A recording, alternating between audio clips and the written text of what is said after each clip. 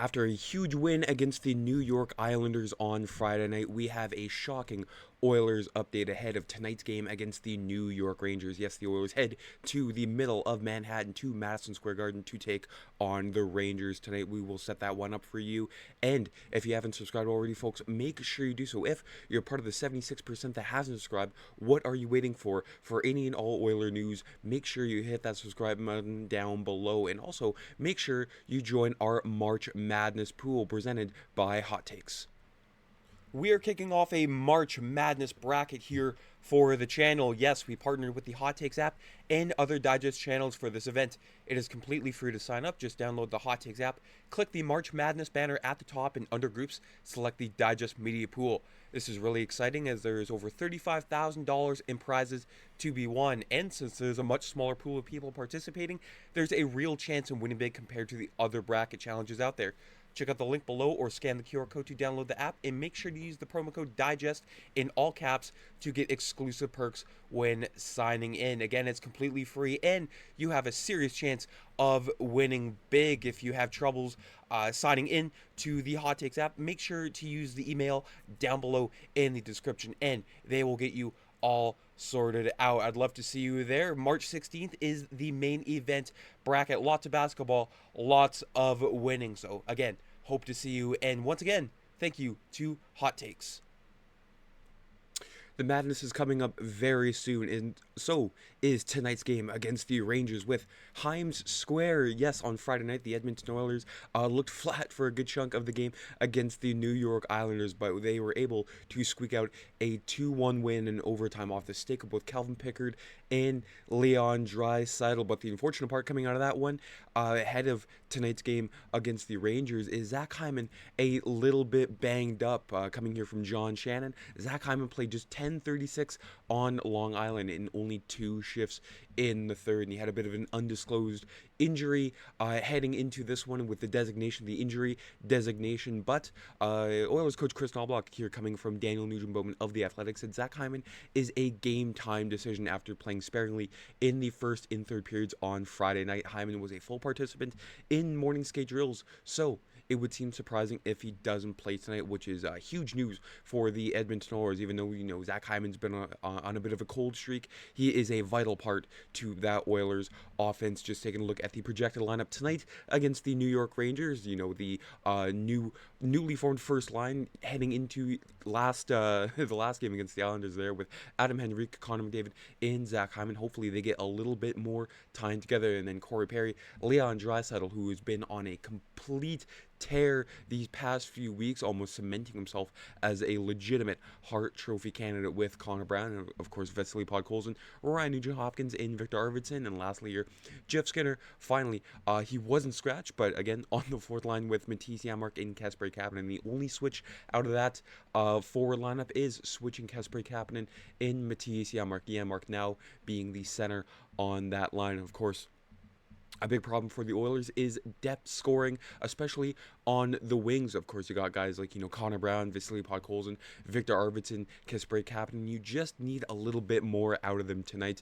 And you can't just let Leon Draisaitl do everything, even though Leon Draisaitl has been a complete monster. And of course, on the back end, Jake Wallman and Evan Bouchard, who's been playing much, much better as of late. Of course, being on a little more opportunistic on the score sheet. And then of course got Darnell Nurse in Troy Stetcher, and then Brett Kulak in Ty Emberson, with a very surprising Stuart Skinner start tonight. I thought after that phenomenal game against the Islanders with Calvin Pickard, I thought he would have gotten a second straight start tonight against the New York Rangers, but Kris Knoblauch instead going with Stuart Skinner there. Of course, his past few games hasn't been, the best goaltender, but with Stuart Skinner, he's keeping an open mind towards, where the team is at, and especially where his mind is at this point of the season. Says lots of things are happening, and I don't have a lot of control over it. Even though it does happen, it's about how you react. Sometimes you can get caught up in being hard on yourself, so I'm just trying to be a bit more kind to myself, trying to be a good teammate as best as I can, and keep on showing up, keep on doing your best, even though stuff happens. That is life. And of course, when you have to take a broader look at it, of course these guys are humans. Of course, the amount of criticism, not just myself but like others, just spew onto Stuart Skinner and the rest of the Oiler team. A few select members. You got to remember, at the end of the day, more to life than hockey. I mean, these guys are humans, despite where the Oilers are at in their Stanley Cup window. As much as we want them to win, the toxicity certainly isn't helping any of our cases. But Kris Knoblauch also said he expects Mattias Ekholm to return to the Oiler lineup by no later than this Thursday night against the Winnipeg Jets. What a return that would be for Mattias Ekholm against one of the best teams in not just the Western Conference, but in the entire National Hockey League. And the Oilers start a 4-game homestand on Tuesday against the Utah Hockey Club. And of course, Connor McDavid had his thoughts about, the Oilers, where they are right now, and they don't have everybody at their disposal, and he's very excited to see what a complete Oiler team would look like. He says, you're missing Eki. He's a massive part of the team. He plays 25 minutes back there. You're losing a big piece. Of course, he's also, sort of the rocking chair defenseman next to Evan Bouchard, which really, makes that deep pairing a lot more complete. So obviously we're looking to get him back, and you're still missing, Trent Frederick still, their big deadline acquisition right next to Jake Wallman. So we're interested to see what the group looks like as a whole. Of course, the Oilers in Los Angeles Kings flip-flopping for that second spot in the Pacific Division.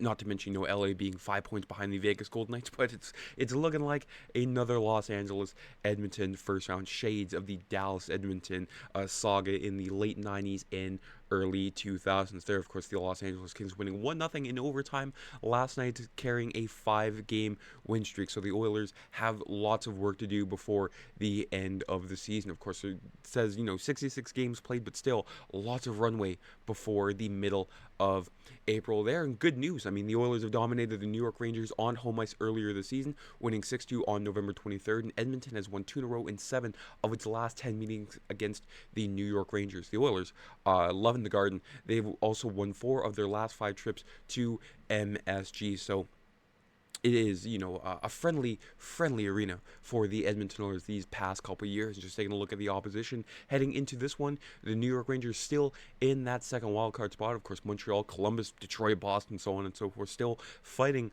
for one of those 2 wildcard spots. Of course, Ottawa maintaining the first wildcard spot in the Eastern Conference playoff race, so the Oilers can do a lot of Eastern teams a favor tonight. And of course, the Rangers playing as desperate as the Oilers these past couple games. Of course, as the season goes on, the more playoff atmosphere type games that you will get later on in the season. It doesn't even have to be Western teams against Western teams. It's going to be Western teams against Eastern teams, and vice versa there. But of course, New York coming off of a 4-0 shutout win off the back of Igor Shesterkin last night. There, of course, they rode a 4-game losing streak before winning 2 straight against the Minnesota Wild and the Columbus Blue Jackets. They're just taking a look at their forward core coming from last night's game. This isn't their, set in stone lineup for tonight, but it's pretty close to what we will probably see tonight with Artemi Panarin, Vinny Trocheck, and Will Cooley, Alexis Lafreniere, JT Miller acquired from the Vancouver Canucks, back in Ranger colors with Mika Zibanejad and Chris Kreider, Stan Carrick, former